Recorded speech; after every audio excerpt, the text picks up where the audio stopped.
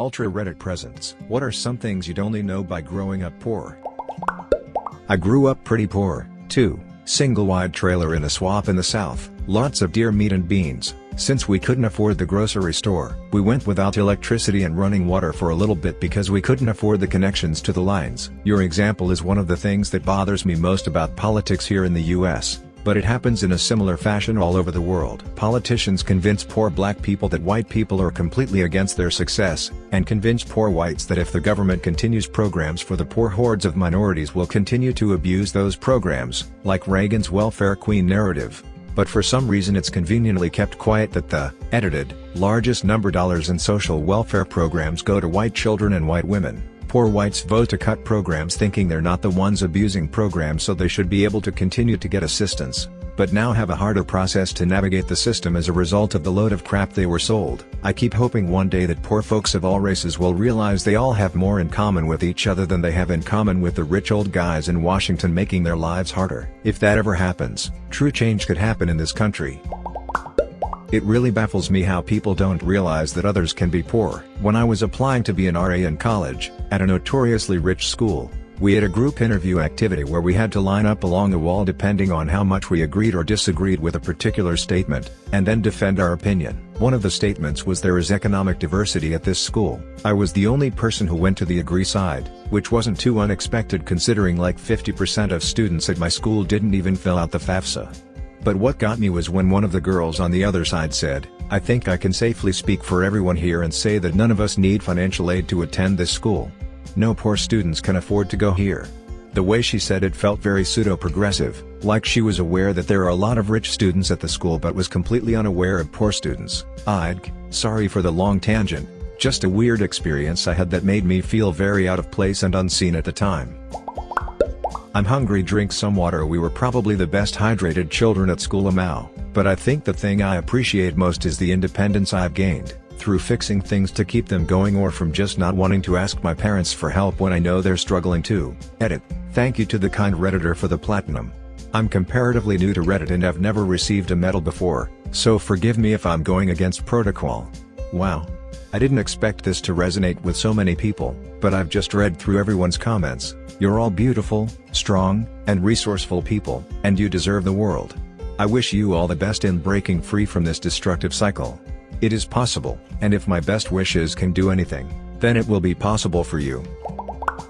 Outdated technology. When I started college, one of my professors asked if anyone in our class remembered how you changed a channel on the TV before remote controls. I was the only person in the room who remembered turning dials and adjusting rabbit ears despite being one of the youngest students in the class, because my family had a TV from the 70s until 1995. Same sort of thing with computers, phones, etc. if we had it at all.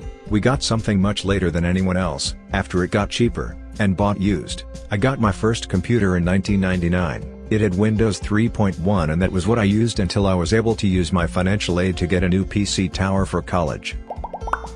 Witness to the adage how much you really do have. Major fire wiped out several $100 million homes. Heat generated left rubble of two-story homes only feet high. Families devastated. I still see the face of one man so completely shattered, I wondered if he would live to be able to rebuild. I later was in the command post area when I was approached by a young girl and her father. The dad couldn't speak English, so the girl would translate. "My family wants to know if this is where we can bring donations for the people whose houses burned down." To my working knowledge, none had been established at that point. Her father talks, she translates, "Can we leave it here? Many roads are being closed, and we're not familiar with this part of town." I walk with them to their car, a much older beater, the mom and a couple of siblings in it. Dad opens the trunk, and together, we all bring out couple cases of water, canned and dry food, adult and child clothing, some used toys, and prepared food. Almost listed when each kid handed me their toys. "Little girl, we have so much stuff and we want to share with those families."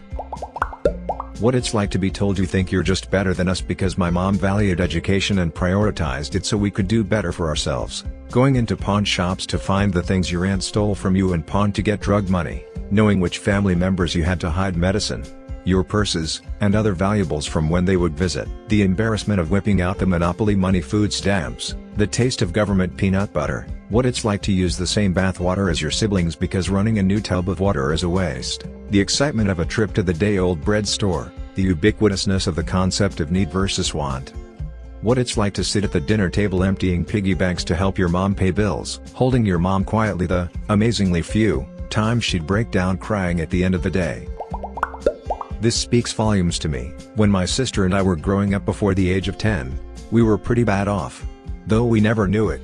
Our parents were so good at not cluing us into it that we didn't even know until we were adults. We lived in rural Texas, and a couple times a week, my dad would come in and say to us, "I noticed a lot of people littering on the way home. We should go do our part to keep our community beautiful and clean." So we would go walk up and down the highway picking up cans and glass bottles. We would then take them to the recycling yard where we got to watch the cool machine shoot the cans at the big pile of crushed cans. I later found out we did that because we couldn't afford basic necessities, and we were collecting recyclables, which the yard paid for by the pound at the time, so we could go buy a gallon of milk, eggs, and bread. My parents are my role models now, and I only hope I have been half as good a parent to my kids as my parents were to me. Having to help your single mom earn money by doing odd jobs that involved being embarrassed because you were cleaning the houses of your schoolmates, delivering junk mail to their homes, buying things on the cheap from garage sales that end up being their homes, collecting things people put out for hard rubbish council collection on the street, etc. I had a chair that belonged to an older boy's family, and every couch we have had was off the street. Mom also used to go to open houses when she was dreaming about being able to move to a better place, and one time I discovered I was inside the room of a boy from my grade, saw his picture on his desk lol. The other time I was really embarrassed was when I had offered a girl in a younger grade a lift home.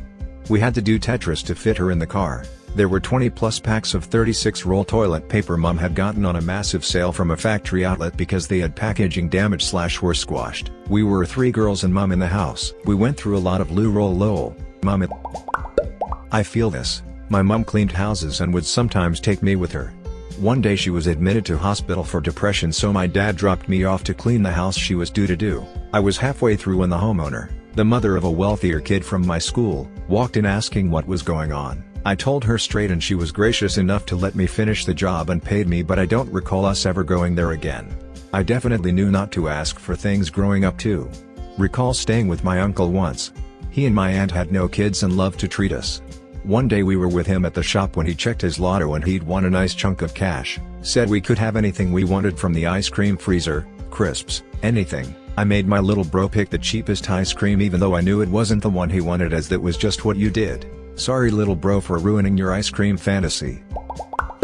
Perhaps it's not as much knowing and rather not knowing, but food in general. Someone that grew up poor, like I did, will have never heard of more expensive food that most people take for granted. Also, certain activities will be foreign. I never got to experience expensive activities like my friends did growing up. Go-karts are an example. We couldn't afford to go to a place that would let us use them. It goes without saying I have had a number of humiliating conversations as an adult when surrounded by people that grew up middle class. I felt like we were speaking 2 different languages. They had experiences I couldn't have fathomed. Luggage issues on a plane? Is it that bad? I've never been at an airport. Cruises are something normal people go on. What are they like? Going to another country? I thought that cost a lot of money. I could go on. There's always something in your life to be grateful for, no matter how bad it seems. I can remember times walking home from the store when both our cars were broken down. Therefore we couldn't get to the food pantry. We had to write a bad check and hope it wouldn't be cashed until Friday, and probably wouldn't have money to pay rent. And you just have to be glad there's someone there with you who knows exactly what you're going through. I'm in a lot better shape now. My parents were so financially screwed that I got to go to college for free, and I know it could have been so much worse. My mom's family is full of addicts and mental illness, many of whom unsuccessfully tried to raise kids. My dad could have walked away so easily, but he was always down in the hole with us, even when he and my mom weren't getting along post-split. We lived in an area with lots of good thrift shops and food banks. I always had my brother, so someone else knew exactly what I was going through, and I had friends that stuck by me and let me shower at their house for the entire year. Our hot water heater was broken, but we were behind on rent, so we couldn't ask our landlord to replace it. I was really fucking lucky, even if it didn't seem like it at 13.